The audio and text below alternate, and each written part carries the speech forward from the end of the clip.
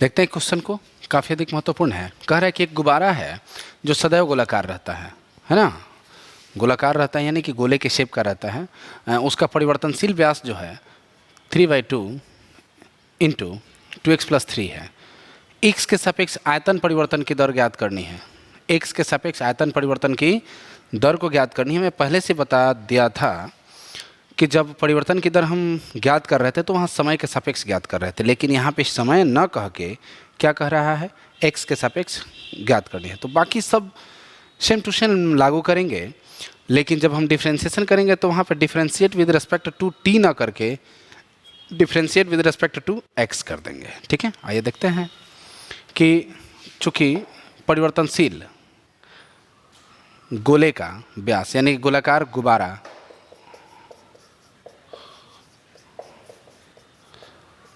गुब्बारे का व्यास बराबर क्या दिया, 3/2 इंटू 2x+3। आप जानते हैं कि त्रिज्या और व्यास के बीच क्या संबंध होता है कि व्यास के आधा कर देते हैं तो त्रिज्या ज्ञात हो जाता है। तो त्रिज्या बराबर हो जाएगा 3/4। चूँकि 1/2 से मल्टीप्लाई यानी कि आधा कर देंगे तो 3/, अब आएगा क्या 2x+3 है ना। अब यहाँ पे हम देख रहे हैं त्रिज्या पता चल गया। मान लेते हैं कि गोले का आयतन बराबर क्या होता है जी, v है। तो चूँकि गोले का आयतन v बराबर क्या होता है 4/3 πr³। πr³, यहाँ r का मान क्या है, इतना है। अर्थात लिखा जा सकता है 4/3 पाई इंटू r का मान है आपका 3/4 इंटू 2x+3 का होल क्यूब है ना। 3 का क्यूब करेंगे 4/3 पाई तो 27 हो जाएगा, और 4 का करेंगे तो 64 हो जाएगा। अब 2x+3 का होल क्यूब, भी का मान है, काट दें इसको 9 मरतबा और इसको काट दें 16 मरतबा, आएगा क्या 9π/16। 9π/16 इंटू 2x+3 का होल क्यूब, ये आपका भी का मान आया है ना। अब ये जो आयतन है, इस आयतन का x के सापेक्ष, किसके सापेक्ष जी, x के सापेक्ष परिवर्तन की दर ज्ञात करनी है। तो अब आसानी से हम लोग ज्ञात कर लेंगे। केवल क्या करेंगे, इस भी का क्या कहते हैं, डिफ्रेंशिएशन कर देंगे x के रिस्पेक्ट में। ठीक है, आइए देखते हैं डिफ्रेंशिएशन। देखते हैं डिफ्रेंशिएट विद रिस्पेक्ट टू किसके सापेक्ष कह रहा है, x के सापेक्ष कर रहा है। आएगा क्या dv/dx बराबर 9/16 पाई, जो है ये अचर है बाहर निकल गया, इसमें आते हैं नहीं d 2x+3 का होल क्यूब बटा d, घात हटाएंगे तो क्या आएगा 2x+3। फिर नीचे से ऊपर ले जाएंगे तो यहाँ हो जाएगा 2x+3/dx। मान आया 9π/16 इंटू घात नीचे उतार दिए, आया क्या 2x+3 का पावर 3 में से 1 गया 2, 2 अचर है, x का अवकलन 1 और +3 का क्या हो जाएगा 0 है ना। तो आएगा क्या 9π/16 इंटू 2 एकम 2 है, 0 जोड़ेंगे तो 2 ही रहेगा, 2 3 6, 2x+3 होल स्क्वायर आ गया। ठीक है, काट देंगे 3 मरतबा 8 मरतबा, तो 9 3 कितना आ गया 27π/8 इंटू 2x+3 का होल स्क्वायर है ना। ये क्या है आपका आयतन परिवर्तन का दर है। क्लियर, ये हुआ हमारा आंसर। आइए इससे रिलेटेड कुछ और क्वेश्चन को देखते हैं। उसी से रिलेटेड है ये, एक वृत्त की त्रिज्या समान रूप से 3 सेंटीमीटर प्रति सेकंड की दर से बढ़ रही है। तो हमें ज्ञात करना है कि वृत्त का क्षेत्रफल किस दर से बढ़ रहा है। जैसे अभी हम लोग क्वेश्चन बनाए हैं सेम उसी तरह से है। ठीक है, क्षेत्रफल किस दर से बढ़ रहा है, जब त्रिज्या 10 सेंटीमीटर है। अगला है कि एक गुब्बारा जो सदैव गोलाकार रहता है उसकी त्रिज्या परिवर्तनशील है और त्रिज्या के सापेक्ष आयतन में परिवर्तन की दर ज्ञात करनी है जब उसकी त्रिज्या क्या है 10 सेंटीमीटर है। मैं बता दूं कि सब में समय के सापेक्ष कर रहे थे। अभी गुब्बारा वाला जो क्वेश्चन बनाया था उसमें हम लोग क्या देखे थे कि x के सापेक्ष अवकलन करना था, लेकिन इसमें त्रिज्या के सापेक्ष ही अवकलन कर देना है। तो कुछ ज़्यादा ये नहीं है। हम सबसे पहले क्या करेंगे, इसके आयतन को लिख देंगे और इसका आर के रेस्पेक्ट में ही डिफ्रेंशिएशन कर लेंगे तो आयतन परिवर्तन की दर हो जाएगा, और जहाँ जहाँ आर आएगा उस आर के मान में क्या कर देंगे 10 रख देंगे। इस तरह से आसानी से इसको हम हल कर सकते हैं। ठीक है, आइए देखते हैं इस क्वेश्चन को। इसमें दिया हुआ है कि एक 5 सेंटीमीटर लंबी सीढ़ी, 5 मीटर है, 5 मीटर लंबी सीढ़ी दीवार के सहारे झुकी है और सीढ़ी के नीचे का जो सिरा है ज़मीन की अनुदिश दीवार से दूर 2 सेंटीमीटर प्रति सेकंड की दर से क्या हो रही है, खींची जाती है, चाहे खींचा जाता है। तो दीवार पर इसकी ऊंचाई किस दर से घट रही है जबकि सीढ़ी के नीचे का सिरा दीवार से 4 मीटर की दूरी पर है।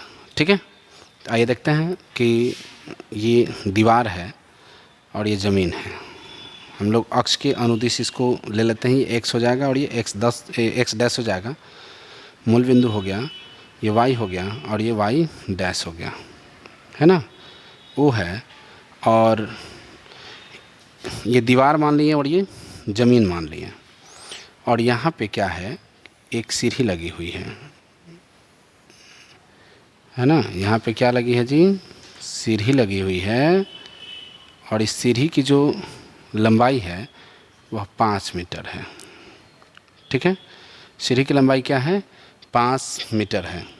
क्लियर, यहाँ पे नाम दे देते हैं ए और बी। क्लियर, तो इसे हल करने के लिए हम सबसे पहले क्या लिखेंगे कि माना कि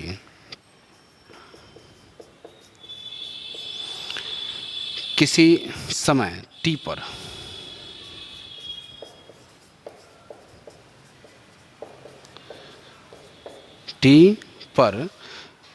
ए बी सीढ़ी जो है उसकी स्थिति टी पर, ये जो ए बी सीढ़ी है, ए बी सीढ़ी की स्थिति है ना, ए बी जो है सीढ़ी की स्थिति है। चलिए देखते हैं, माना कि किसी समय टी पर ए बी सीढ़ी की स्थिति है, ए बी जो है सीढ़ी की स्थिति है, और यहाँ हमने देख लिया कि ओ ए को हम लोग क्या मान लेते हैं x और ओ बी को हम लोग क्या मान लेते हैं y। मेरा मतलब ये है कि ओ से ए तक को क्या मान लिया हमने x और ओ से बी तक को क्या मान लिया हमने y मान लिया, और ऑलरेडी कह रहा है कि ए बी बराबर क्या है 5 सेंटीमीटर। आप जानते हैं कि यह परपेंडिकुलर है एक दूसरे पर, तो यहाँ पे कितने डिग्री का कोण बना, 90 डिग्री का कोण बना। 90 डिग्री के सामने वाले जो होते हैं उसको क्या बोला जाता है, उस भुजा को क्या बोला जाता है, हाइपोटेनस यानी कि कर्ण बोला जाता है। तो इस दृष्टिकोण से हम देख रहे हैं कि ए बी का स्क्वायर यानी कि कर्ण का स्क्वायर बराबर हो जाता है लंब स्क्वायर जोड़ आधार स्क्वायर, यानी कि ओ ए का स्क्वायर प्लस ओ बी का स्क्वायर। मतलब ये हुआ कि 5 का square equal to x square plus y square, अर्थात हम लिख सकते हैं यहाँ पे x square plus y square equal to क्या हो जाएगा 25। ये हो जाएगा आपका समीकरण 1। इस तरह से नहीं दिखा, फिर से देख लेते हैं इसको।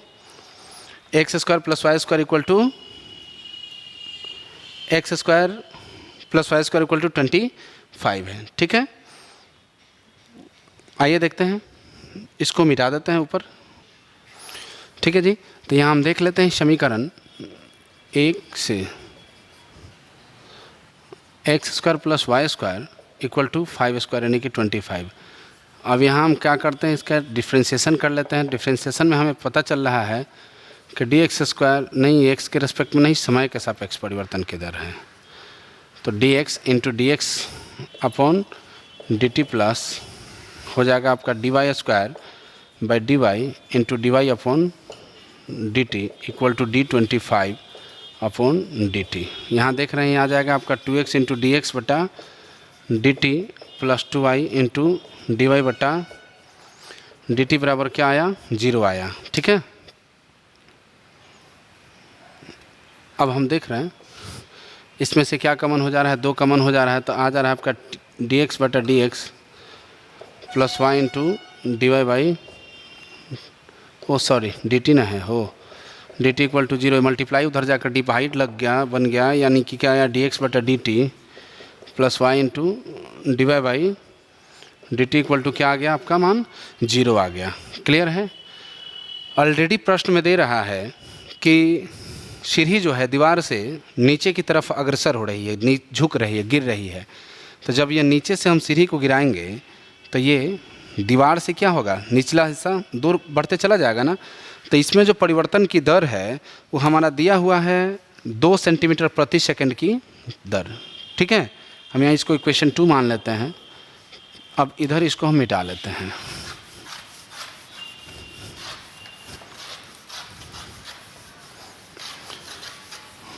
ठीक है, और यहाँ हम देख रहे हैं कि प्रश्न से दीवार से दूर जाना मतलब क्या हुआ कि x में परिवर्तन की दर, तो dx upon dt equal to क्या है 2 सेंटीमीटर प्रति सेकंड, है ना। 2 सेंटीमीटर प्रति सेकंड की दर हो रही है ना। नहीं, मीटर है तो ये मीटर ही रखिए। क्लियर। अब यहाँ पे एक और चीज़ को ध्यान में रखना है कि ऑलरेडी x का मान कितना दिया हुआ है, दीवार से सीढ़ी के बीच की दूरी यानी कितना दिया है 4 सेंटीमीटर देते, x इक्वल टू क्या हो गया है 4 हो गया है। और हम यहाँ पे देख रहे हैं कि चूँकि x square plus y square equal to 25 है, तो x का मान अगर हम 4 रखते हैं तो 4 का स्क्वायर करेंगे तो 16 हो जाएगा। वाई स्क्वायर बराबर ये प्लस से उधर जाएगा तो क्या बन जाएगा माइनस, 25 माइनस 16 बराबर कितना आ गया 9, यानी कि y बराबर कितना आ गया 3। तो उस कंडीशन में y का मान कितना हो जाएगा 3 हो जाएगा। इसलिए हम डायरेक्ट मान को अब कहाँ रख देंगे, समीकरण 2 में, है ना। तो यहाँ पे लिख देंगे समीकरण 2 से। तो समीकरण 2 है x into d x upon d T, x into d x upon d T. हमारा x का मान ऑलरेडी क्वेश्चन में दिया हुआ है 4, तो 4 into d x upon d t का मान क्या दिया है 2, है ना, प्लस y का मान कितना आया 3 into d y upon d t का मान नहीं दिया है, इक्वल टू क्या हो जाएगा जी 0, है ना। तो 4 दूनी 8 plus 3 into d y upon d t equal to 0। ये प्लस से उधर जाएगा तो क्या बन जाएगा माइनस, ये प्लस से उधर जाएगा तो क्या बन जाएगा माइनस। तो माइनस होने का मतलब हुआ 3 into d y upon d t equal to -8, है ना जी। इसलिए d y upon d t बराबर -8/3। क्लियर है, मीटर हो जाएगा, मीटर पर सेकंड।